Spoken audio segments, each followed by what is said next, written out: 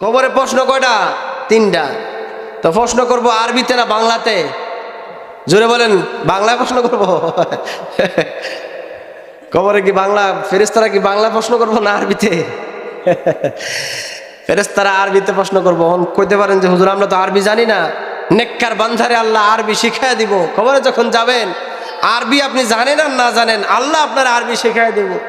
কবরের প্রথম প্রশ্ন আল্লাহ বলবেন, ফেরেশতা বলবেন কবরের প্রথম প্রশ্ন, মান রাব্বুকা, তোমার রব কে? এক নম্বর প্রশ্ন কি তোমার? সরে বলেন, এক নম্বর প্রশ্ন কি তোমার রব কে? মান রাব্বুকা, তোমার রব কে?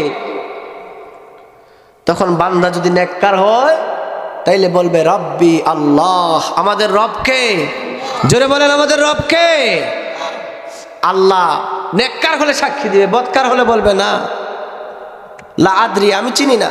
বদকার হলে বলবে লা আদ্রি, আমি চিনি না, জানি না, কারণ আমি তো আল্লাহকে চিনছি না দুনিয়ায় থাকতে, তাহলে জানবো কেমনে?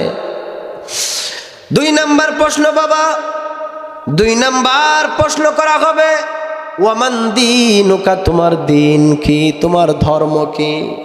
যদি আপনি ধর্ম ইসলাম থাকে আর আপনি যদি নেককার হন তাহলে কবরে দুই নাম্বার প্রশ্নের জবাব আপনি দিবেন আমাদের ধর্মের নাম কি? জোরে বলেন, আরো জোরে বলেন কি? দীন আল ইসলাম, ধর্ম হলো ইসলাম। প্রশ্নের উত্তর দিবে দীন আল ইসলাম, আমাদের ধর্ম। প্রশ্নের উত্তরটা বুঝেন ভালো করে, দীন আল ইসলাম। জোরে বলেন, দীন আল ইসলাম। দুই নাম্বার প্রশ্নের উত্তর। তিন নাম্বার প্রশ্ন যখন করা হবে ওয়ামান হাজার রাজুল আল্লাযী বুইসা ফীকুম, আল্লাহর নবীর সামনে আনা হবে, জিজ্ঞেস করা হবে ওয়ামান হাজার রাজুল, এই ব্যক্তিকে তুমি চিনো কিনা?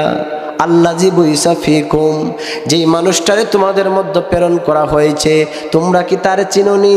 তোমরা কি ওনাকে চিনোনি? যখন জিজ্ঞেস করা হবে নেককার বান্দা চিৎকার মেরে বলবে ইনি হলেন আমাদের রাসূল। জোরে জোরে বলেন সুবহানাল্লাহ। বদকার যখন হবে, বদকার যখন হবে, পাপী বান্দাকে যখন কবরে রাখা হবে, বদকারেরা বলবে আমি তো ওনারে চিনি না, কোনোদিন দেখি নাই, চিনবো কোথায় থেকে? ওনারে তো আমি দেখিই নাই কোনোদিন, লা আদ্রি, আমি চিনি না, আমি জানি না। আর নেককার বলবে উনি আমাদের রাসূল, রাসূলই আমাদের রাসূল, ইনি হলেন আমাদের রাসূল।